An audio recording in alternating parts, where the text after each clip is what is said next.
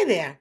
There's a good chance you're a childcare director who's feeling overwhelmed, overworked, and underappreciated. You're ready to throw in the towel because you feel like, I just don't get it. Well, you're not alone. So I'd love to share some strategies with you that I have learned over my 26 years of running childcare centers. You see, we're all in the same boat, all in the same economy, all working with the same types of staff and changes in the industry. And that doesn't mean that you can't do it. It just means you might need to rethink the ways that you are approaching what you're doing in your center and to make sure that you are ticking all the boxes that you need to make sure that you're running your center effectively. So, the four critical strategies I want to share with you, whether you're a seasoned professional or maybe you're just starting out, it really doesn't matter because, again, everyone is struggling. So, number one is we're going to talk about effective communication. There is nothing you can do in your center that's going to be more important than communicating. And you have to communicate well with your staff, with your families, and your children. When communicating with staff, you have to make sure that it's clear communication, that it helps align with your goals, that it aligns with your policies and your expectations for your staff. And when you do that, that leads to smooth operations. Now, you of course have to have systems in place. Excuse me. You have to have systems in place to be able to do that. And it could be a staff communication logbook. It could be a staff Facebook page. It could be a staff newsletter. There are multiple ways that you communicate with your staff. It could be one-on-one, could be in person, it could be during observations, it could be during a feedback session. The great news is there are so many ways to communicate with your staff that you have to be using at least 5 or 6 different methods because not everybody communicates in the same way. You see, for me, I love person to person. Some other folks like reading it in a memo. Others like to have a staff meeting where everybody can talk things out, especially if there's something that's challenging in multiple classrooms. That teachers can talk together and kind of work out some solutions. So think about how are you communicating? The other thing I find that happens very frequently is directors will say, well, I've told them all the things, they're just not listening, or they don't care. Of course they care. That's why they show up every day. If there's a breakdown in communication, it's your job as the leader to figure out where it is. And sometimes I have to say, we might have to look inward because we might be the problem with the communication. Maybe you come off in a way that doesn't make you approachable and doesn't allow people to feel comfortable to give honest feedback. You see, if you're really good at leadership, you're looking for where you're failing. See, I understand that when I'm failing, that gives me an opportunity for growth. So when I'm looking through staff surveys or I'm meeting with people one on one, I don't always want to hear that I'm doing everything great. I want to know where I can get better. And so when you have an open mind like that, people will feel comfortable with you and at ease with you. They won't feel like they're going to the principal's office when they want to bring up a concern or a challenge or a request. Sometimes it's something as simple as, I need a new light table. But if you've been rooting around the center for the last 5 weeks talking about your budget and how you can't, make ends meet, they're not going to ask for that light table. So communicating, being transparent. So maybe that's true. Maybe your budget isn't in a place where you can buy that, 8 new light tables. But be transparent with your staff and say, okay, here's what we can do. We have in the budget, we can buy 2. We can rotate them through classrooms until we can buy 2 more. And then we can buy 2 more in May. So being transparent. And that all comes with communication. And then, of course, expectations, what you expect of people. And here's the thing I really want to say. If you have multiple leaders in your building, which many centers do, maybe you have an owner, a director, an assistant director, make sure you all speak in the same language. Make sure you all have the same expectations. If you have expectations to wear a uniform at one location, and then the next location, you don't have that expectation, there is going to be a breakdown in what is expected. And that isn't on the staff. And that's just, again, one example, but there's lots of examples. Leading with a smooth operation is your overall goal. So, all the steps that you can take to make that happen, you want to do that. And there's something to be said for transparency with parents and communicating regularly with parents. Now, I'm an on site owner, and many people will say that's the wrong way to run your business. For me, I don't believe that. I believe it's the right way to run your business because my parents know me and they communicate with me regularly. And not just on an app and through a newsletter, but face to face in the morning, opening the door, greeting the families at night, at drop off, at pickup, during community events. I have a team that can certainly run my open house, but if it's my center and I'm the brand, then I should be there. And so those are things that I feel make a really great leader. And how are you going to communicate if you only use one method? You need multiple methods. And this goes for your parents as well. And anytime I send out anything on the app, I make sure that the parents know it's coming from me, that it's not coming from my director or assistant director. And there are particular times, especially with major changes in your program, that the message needs to come from you. And it can't just always be when it's like negative, like when it's time to terminate a family or you want to, talk about a rate increase. It should be frequent, regular, and transparent. And that goes for your parents as well. Now let's get to the kids. Right now, kids are struggling, and I know you know that. And that's probably a lot of the challenges that you're faced with right now because your teachers are bringing kids to your office on a regular basis, and they're at their wits' end, and you might be too, because you, as a leader, may not always have all the answers, but it is your job to find out what you can do to solve the problem. So it's okay to say, I don't know how we're going to fix this, but let's see what the resources are. Because being vulnerable and being human also is great signs of leadership. But not just to say, I don't know, you're on your own. Say, I don't know, but we're going to find out. We're going to do it together. I'm going to get back to you on Tuesday and then follow up on Tuesday, right? So again, being fair and transparent. But going back to the kids, you know, age appropriate communication really promotes a sense of safety and security. And that's what kids are looking for right now. Kids have this uncertainty. I mean, many of the children we have in our preschool programs are pandemic children.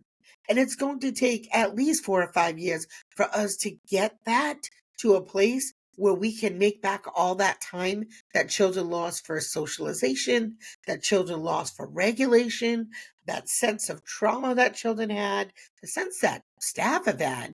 I mean, the last 4 years in education have been tough, and it doesn't really matter what age group you're working with. Education right now is tough, right? We have children who are 4 years old throwing chairs, not listening to teachers, not listening to parents, right? So they have to have some sense of security and safety and understanding, and of course, engagement. Engagement is so important for your kids. And the more they're engaged in the program, the less behavior challenges you're going to have. And again, I bring that up because I know for many of you, that's an area you're struggling with. Here are some tips on how to better communicate. One, active listening and having empathy.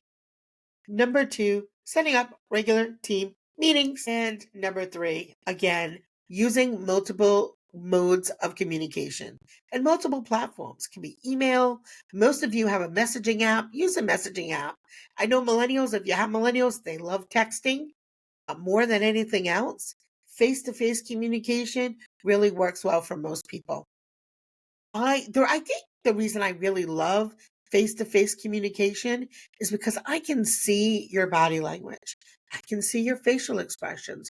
I can hear your tone. And so when you communicate, it isn't just the words. There's so many other aspects that go with communicating. And so when you only communicate in the written word, I feel like that's where a lot of miscommunication happens or assumptions happen. So it's so important to have that one on one time with your team. It's so important to be able for them to hear you and see you. So those are my tips around communication. Number two, leadership strategies. skills for inspiring your team, leading by example. You set the standard for behavior, work ethic, and attitude. And boy, let me tell you, I've met some directors who they have some attitudes. And maybe you know them too.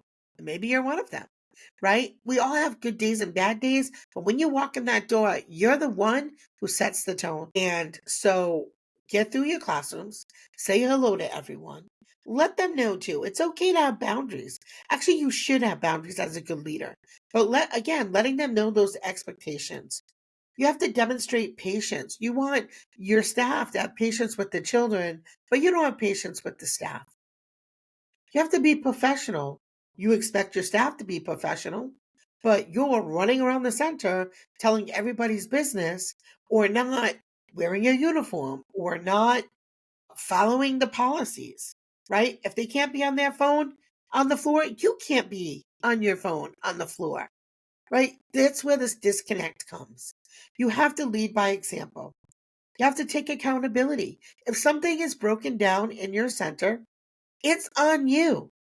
It's not the staff's responsibility to fix all the issues in your program. It's your responsibility and the owner's responsibility. They're there to help support. You are a team, for sure. You're a team, and it is their job to help you, but at the same time, it is not their responsibility. Their classroom is their responsibility. Working with the children are their responsibility. Getting the materials is not their responsibility. Now, this is where communication comes in. Do you need to know what they need? Absolutely. Do you need to know in a timely manner? Absolutely. Do they know the method to request materials? That's a question. So, again, all of these pieces tie together. Communicating always is part of every strategy.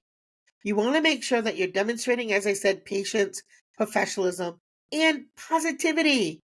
How can you expect people to be positive if you're not? Again, positivity. Am I positive that the job's hard? You bet you. Am I positive you can do it? You bet you. So it's really just a matter of your mindset, right? You know challenges are going to happen. When you build out your day, we're going to talk about organization, but when you build out your day, you know that you will be interrupted several times during the day. Build it in so that it isn't something that's stressing you out or making you negative or, stomping around. I can't get anything done, right? You know what your day looks like in your center, plan accordingly. Know what times you can be in the office and what times you need to be on the floor. Because again, being professional, being patient, taking accountability, own your decisions. When you make a decision, then own it. And your actions show when you're taking responsibility. I can tell you, like I said earlier, I always am looking for the negative feedback because I am accountable for that. And so I want to know where I'm lacking and then what I can do about it. So these are ways that I feel like have made me a pretty good leader. Now, that's not just my opinion. I can tell you my retention with my staff for the last 20 something years is typically 12 years. I have staff that work with me 20 years. I have staff that have left to do other types of jobs or even worked at other centers and have come back. I probably would say of the staff that leave, more than 75% come back at some point. There's a reason for that. So you don't know what you don't know until you try something different. And a good leader, just like a good teacher, is hard to find. So be that good leader. Be that person that people just want to come back to. I can give you another example, which I talk about on my podcast. So I had a couple of teachers that left this year after being with me for 20 years. They went to work in the public school system. And one of them, in just a short time, said to me, "Hey, Erica, I have an idea. Can I work for you part-time? I'm going to work at the school during the day, but I just love it here so much. I really have felt like a part of your family for 20 years, and I don't really want to lose that." So we made this accommodation where she works for me part-time. During the summer, she'll work with me in the summer, and she helps float. It works for me, it works for her. But it was that relationship that we built through the leadership that we have at our program and be an exceptional leader and being understanding and patient and empathetic and growing my team and all of those pieces have come together, which has been very fruitful. So if you want teachers who stay with you and you want teachers who, if they leave, still want to be part of your community, that's amazing. So that's what I'm trying to help you build here today. And it comes from these four strategies. It really helps build trust. We create supportive environments through being relatable, being reliable, being transparent, and being approachable. As I said, if you're not approachable, you're going to have a hard time keeping your staff. And you're going to have a hard time being a great leader because you're going to just keep doing things that might be wrong over and over again because nobody's told you. And then the other thing that I always find is interesting when I talk to directors, sometimes they'll say, well, nobody told me they had a problem with that. Right. If somebody tells you for 20 years that everything you've done in 20 years is perfect, they're lying to you. Right. Nobody is that great. I mean, the best of the best continue to work on themselves. And one of the other things that I feel like is so important when you're growing your team is boosting confidence by showing belief in your staff's abilities. Literally every person in our program that has moved into a director position or assistant director position or lead teacher position has been promoted from within our center. And I felt like that was really important for us. I think that there was just something about the buy-in and something about I don't know, there's just something about watching your team grow and expand, and it makes me excited. I feel like it's the same when teachers look at their students and they see how much they progressed over a year or 2 years or even 5 years. And that's how I feel about my team. And I hope that that will be something that you take away from this video is really making sure that you are growing your team. Encourage growth, support continuous learning and professional development. You could do that by promoting a positive culture, fostering respect, collaborative environment that prioritizes well-being. And while we're talking about well-being, teachers are stressed out right now, and administrators are stressed out right now. So if you're all stressed out, who's feeding your soul? Who is helping you find that joy? And so just like negativity and overwhelm and burnout is contagious, so is positivity. So is being optimistic. So you have to pick which one you want to be. And I know I want to work on a team where we can say, hey, all right, this is a challenge, but we can solve this together because that's the team I want to work on, right? All teams have challenges, but it's up to you to figure out how are you going to support your team. And then in turn, how do you share the load so they can also help you be successful? Because you can't do it alone and they can't do it alone. So that's really what makes an exceptional leader. You have to inspire your team, embody those qualities. Those will help you create a thriving child care center and environment. It will help you build trust. It'll foster respect with your team and it will motivate and inspire your team to perform their best. I'd love to share a little story with you. We we had started, well, the state had started a quality rating system many years ago. And our team was one of the first teams to earn 5 stars at our after school program. And we did this by breaking down the small steps. And it was a pretty large project. And there was some timelines because we knew that we wanted to get it done by a certain date. And so we broke it down into smaller steps. And some magic happened during that.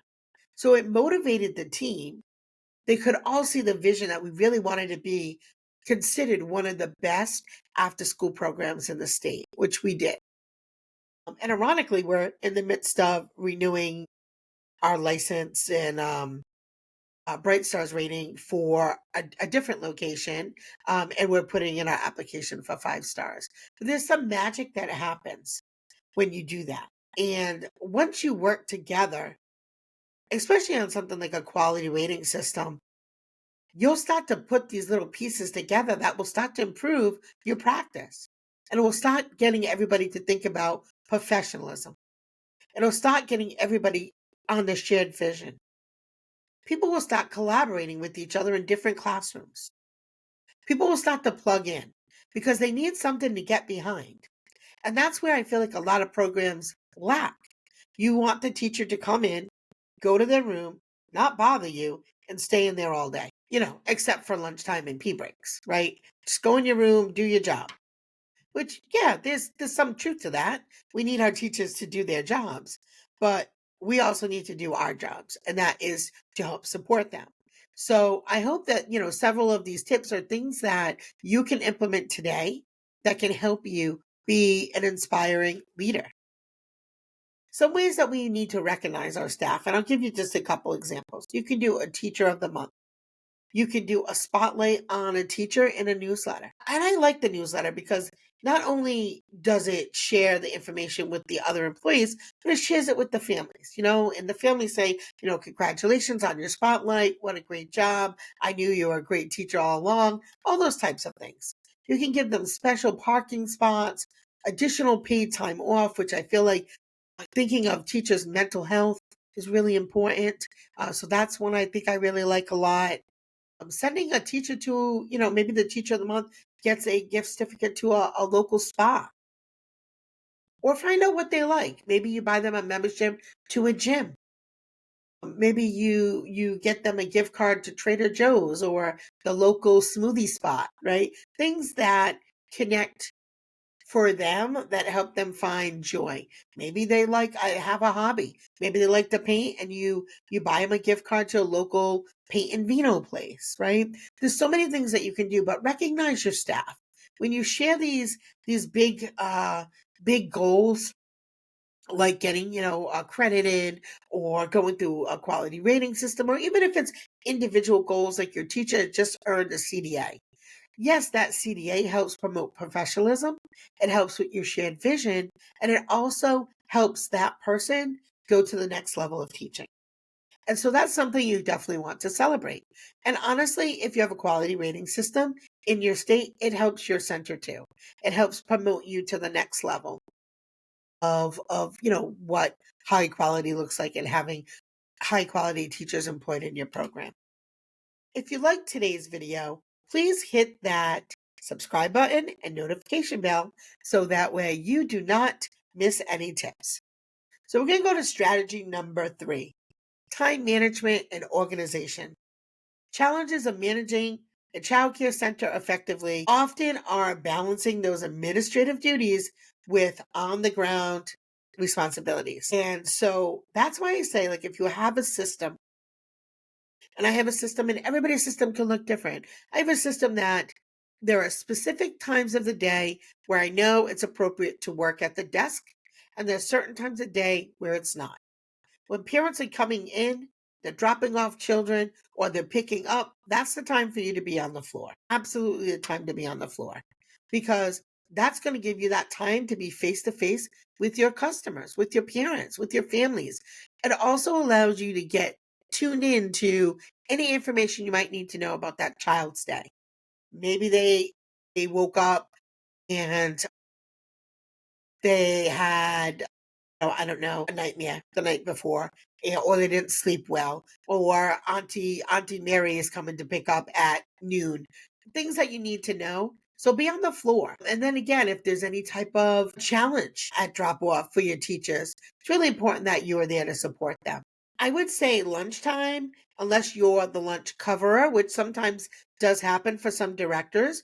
But if you're not and you have a float that covers the lunches, lunchtime, when after the kids have eaten and they're all napping, those 2.5 hours are such a great time to get some things done. You know what I love to do during those times? One-on-ones. It's a great time to meet with your staff because they're not tending to children. Somebody's in their rooms covering. You've allowed them to take their break. After their break, you have them come see you. So I love to take those opportunities to connect with people when the school is a little calmer. I also think coming in early before drop-offs is another great time, or staying, and I'm not recommending you stay every night, but maybe one night a week you take 2 or 3 hours when everybody is left, to work on some things that you can't necessarily do during the day. Now, I'm not, again, not saying you should overwork yourself. What I'm saying is build that in. So maybe one day a week you leave early and then one day a week you stay later and you work, the set amount of hours, but it really does help with getting things done. So those are strategies that I find have worked for me. You have to manage the diverse needs of your children, your staff, and your parents, which is sometimes hard. So you have to think about what it is they need from you and how you can deliver it without burning yourself out. And then there's that compliance piece. That's one of the things I really like to do really early in the morning or at the end of the day, walking around with my safety checklist, making sure everything is in compliance, making sure if there are any maintenance things or anything that needs to happen, a maintenance tag goes to the maintenance guy right away. If it's something I can fix while I'm there, I fix it. But again, those are things you can't do when the children are there. So early in the morning or at the end of the night. But again, I'm an on-site owner, so that might not be something that you have to deal with. Maybe that's something you have a maintenance team that takes care 100% of everything in your school, which is great, but you still need to walk the floor to make sure that you are in compliance, that all the signs that need to be up are up. And when you do that, when you're a proactive instead of reactive, life will be a lot easier. And I feel like a lot of times people are reactive, like your state worker pulled into the parking lot. Now you're running around making sure all your ducks in a row. Make your ducks in a row before a worker ever shows up at your program. So that when they do, you're confident, you're calm, and you're in charge of what you need to be in charge of. Now, handling staff turnover, I know this is a big challenge for many of you. Your number one thing I'm going to say again, be proactive. Try to reduce staff turnover. How do you do that? First of all, make the right hiring decisions. There's that. Maybe you involve your team in the interviewing process. That will help too, because many times you hire somebody, you put them in a room, and then those two people have to work together. And so you want to make sure they have good energy and they work well together. And you also want to make sure they're not like copies and twins of each other, because you want to have different folks with different strengths and weaknesses in the same room so that way they can support each other. So that is definitely one of the tips that I would say, especially if you're a new director, you might not have figured that out yet. So you want to make sure that you do that. And when staff stay, it really does help build the foundation that you need. It also helps with morale. When staff start to leave, morale diminishes.